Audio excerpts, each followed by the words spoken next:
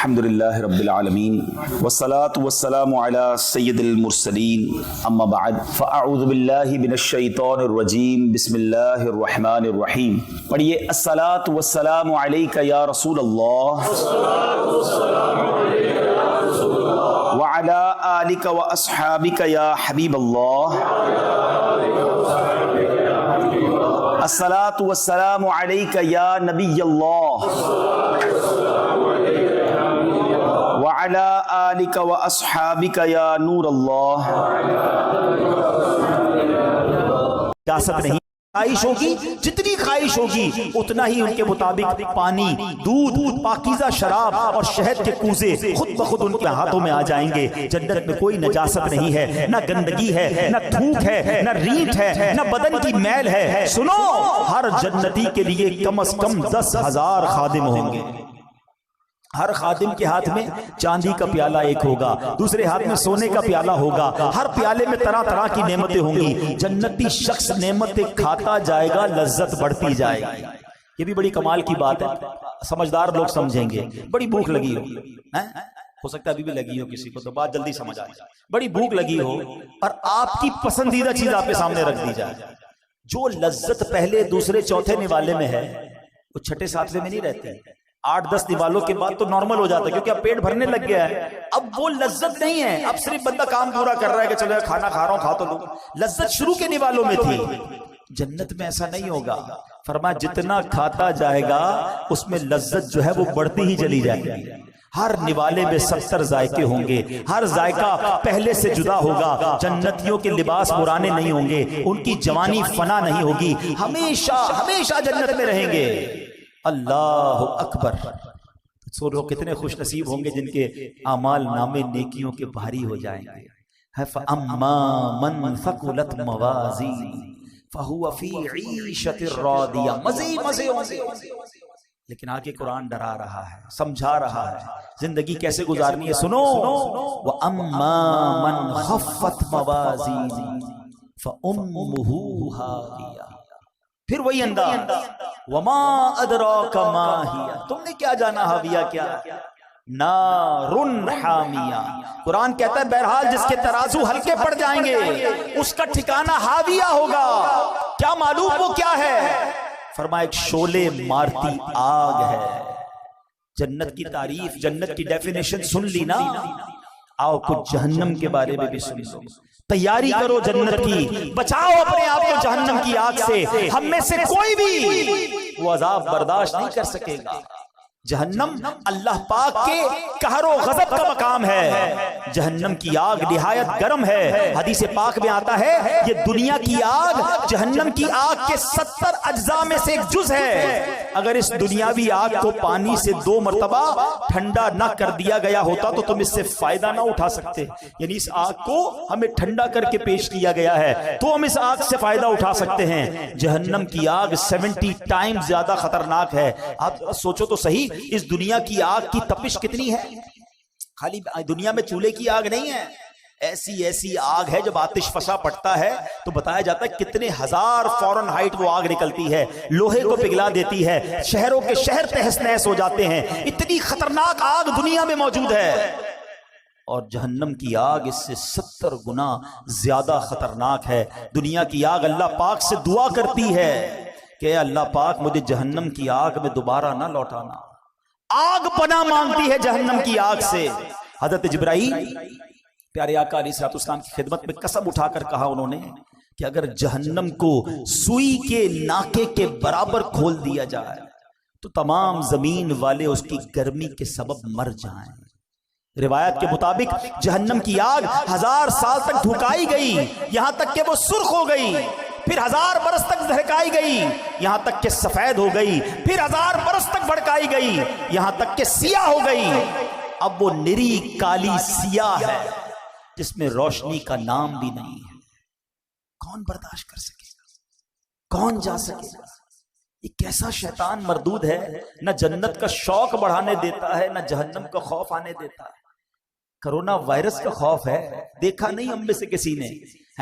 لاکھوں کروڑوں لوگ ہیں دنیا میں، چند لوگوں کو ہوا، ساری دنیا پریشان. مگر نبی پاک کے سچے وعدے، قرآن کی میں آیتیں سنا رہا ہوں کہ سنو، اعمال ناموں میں گناہ زیادہ ہوئے نا تو جہنم میں جاؤ گے، اور جہنم ایسی ہے۔ مگر اس میں کون توبہ کر رہا ہے؟ کون اللہ کو راضی کرنے والی زندگی گزار رہا ہے؟ کون حرام روزی چھوڑ رہا ہے؟ کون شراب سے دور بھاگ رہا ہے؟ کون نافرمانیوں سے دور جاتا ہے؟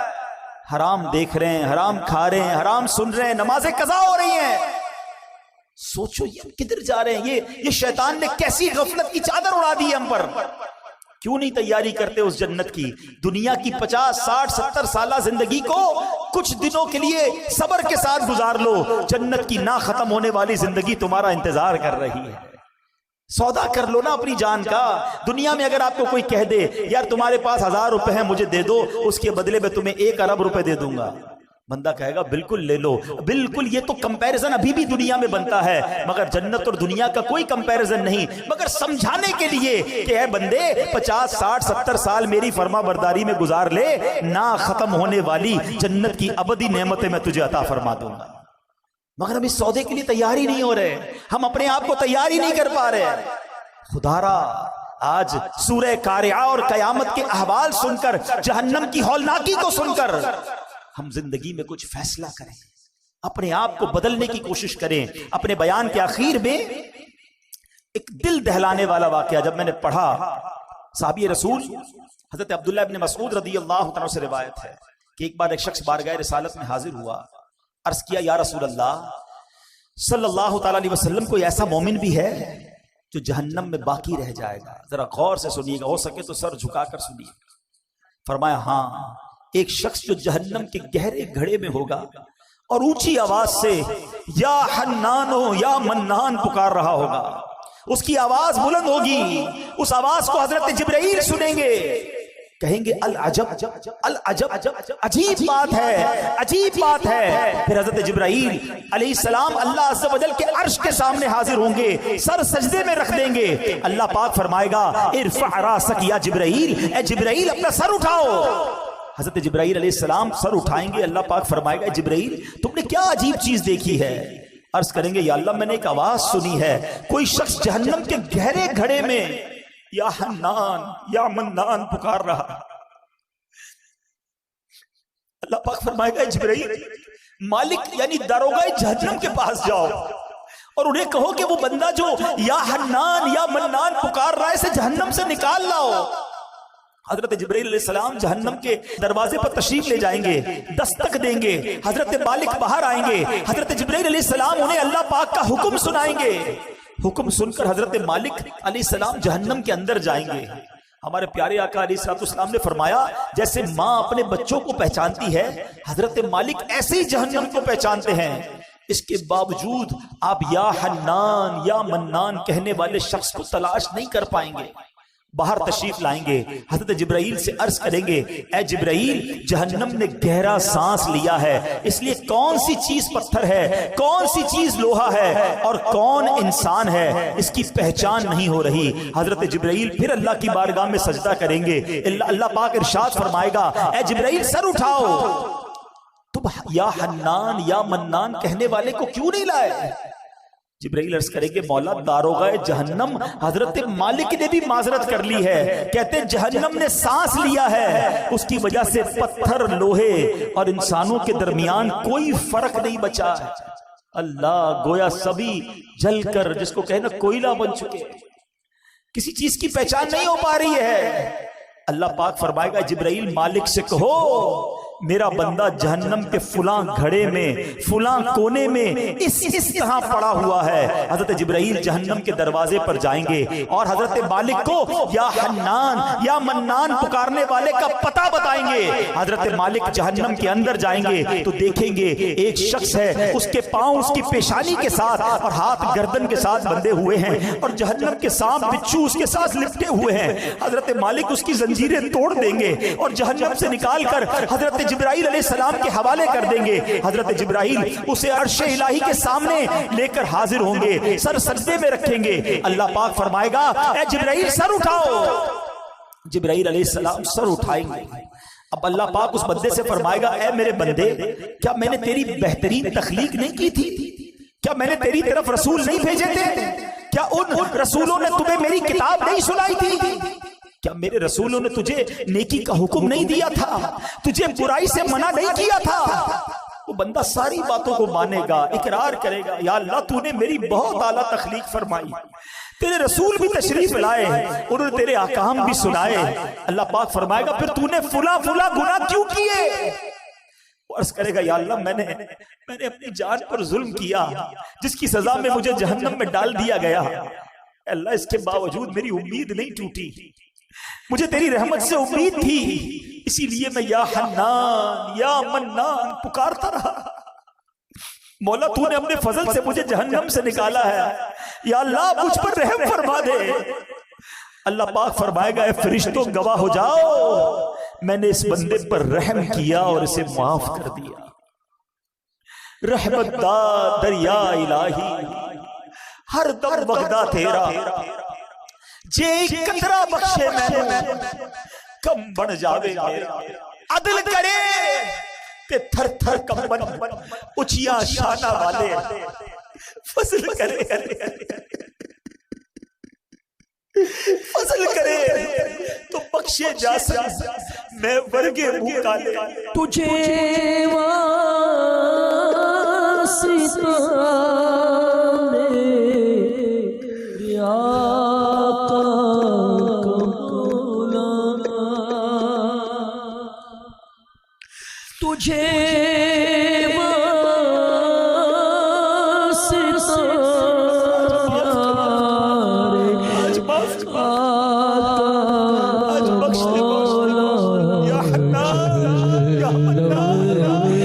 مجھے کو بچایا الہی جہنم سے، مجھے کو بچایا۔ اے رب کریم گناہ کر چکے، خطائیں کر چکے، بس آج آؤ میٹھے اسلامی بھائی اللہ سے سچی توبہ کرتے ہیں، دوستی کر لو مالک سے، وہ بڑا کریم ہے، دنیا والے نہیں معاف کرتے ہیں، عدالت میں جاؤ نا اور اپنے جرم کا اقرار کرو تو سزا سنائی جاتی ہے، جج یہ نہیں کہتا تم نے مان لیا تو جاؤ معاف کرتا ہوں، مگر میرے رب کی عدالت کے دستور نرالے ہیں، بس مجرم ایک بار مان لے، شرمسار ہو جائے، توبہ کر لے، بڑا کریم ہے۔ دیکھو نا میں نے اور آپ نے کتنی بار اپنی ماں کی بات نہیں مانی، مگر جب بھی ماں کے پاس گئے اس کے پیر پکڑ لیے، اس کو لجاجت کے ساتھ روتے ہوئے منایا، ماں نے سینے لگایا نا، رب تو کئی ماؤں سے زیادہ چاہنے والا ہے، اس کی رحمت تو چاہتی ہے ہم بخشے جائے، ہم کیسے اس عذاب کو سہ سکیں، ہم جہنم پہ کیسے جا سکیں گے، ہم قیامت کی ہولناکی کیسے برداشت کر سکیں گے؟ بس اب ایک ہی طریقہ ہے کہ رب راضی ہو جائے، ورنہ ہمارے پاس کوئی آسرا نہیں ہے، ہمارے پاس اور کوئی طریقہ نہیں ہے، اگر اللہ ناراض ہو گیا نا پھر کچھ بھی نہیں بچے گا، اور رب راضی ہونا چاہیے، اور رب کی رضا یہ ہے کہ بندہ اس سے معافی مانگے، اس سے توبہ کرے اور آئندہ گناہ نہ کرنے کا پکا ارادہ کرے۔ آؤ میرے پیارے اسلامی بھائیو، قرآن سنا ہے، رب کا کلام سنا ہے، جہاں رب کے غضب کو سنا ہے نا وہ رحمان بھی بڑا ہے، وہ رحیم بھی بڑا ہے۔ بلدائے بدکار ہوں بے حد زنینوں خار ہوں، معاف کر دے اللہ، بلدائے بدکار ہوں بے حد زنینوں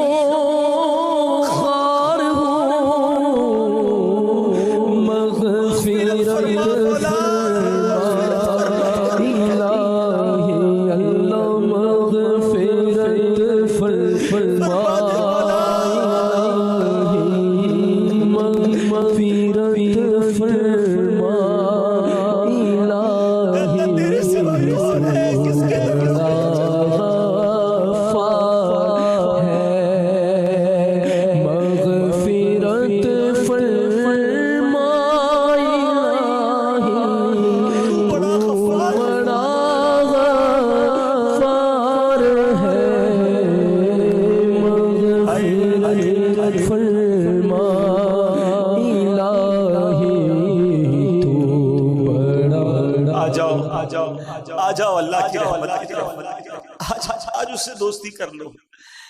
اگر میرا کوئی ایسا بھائی بیٹھا ہے جو نمازیں قضا کرتا ہے، توبہ کر، بس اب سچی پکی نیت کر لو کہ آج کے بعد نماز قضا نہیں کروں گا۔ اگر کوئی حرام کماتا ہے نا، دیکھو چھوڑ دو اسے، توبہ کر لو، اللہ تمہیں غیب سے حلال دے گا، بس سچی نیت کر لو، رب نے جو نصیب میں لکھا ہے وہ مل کر رہے گا۔ حرام کمانا چھوڑ دو، حرام کھانا چھوڑ دو، حرام صحبتیں چھوڑ دو، گندی چیزیں دیکھنا چھوڑ دو، سننا چھوڑ دو۔ ہم کمزور ہیں، یہ بھی ہم اللہ سے ہی کہیں گے نا، یا اللہ میں پہلے بھی توبہ کی، پھر گناہ میں پڑ گئے، آج پھر توبہ کرتا ہوں مالک، پھر توبہ کرتا ہوں، بس تم توبہ پر استقامت بھی دے دے۔ پتہ نہیں کب دنیا سے چلا گیا اور وہاں مارا گیا، وہاں پکڑا گیا تو میرا بنے گا کیا؟ اے اللہ اس کمزور بندے پر رحم کر، اور آج سچی توبہ عطا کر، آج سچی پکی توبہ عطا کر۔ اور یہ دعوت اسلامی ہے پیارے اسلامی بھائی، جو ہمیں ہماری آخرت کی تیاری کرواتی ہے۔ ہم کچھ بھی کر لے، قیامت تو آئے گی نا، حساب کتاب تو ہوگا نا، اس سے بچ کوئی نہیں سکتا۔ مگر آج جس تفصیل سے ہم نے قیامت کا ذکر سن لیا، جس طرح کا یہ حالات ہوں گے، ہم تو بڑے کمزور ہیں، ہمارا کیا بنے گا؟ ہاں اللہ راضی ہوا، اللہ کے حبیب راضی ہوئے تو انشاءاللہ قیامت میں بھی لواء الحمد تلے اٹھنا نصیب ہو جائے گا۔ تو نے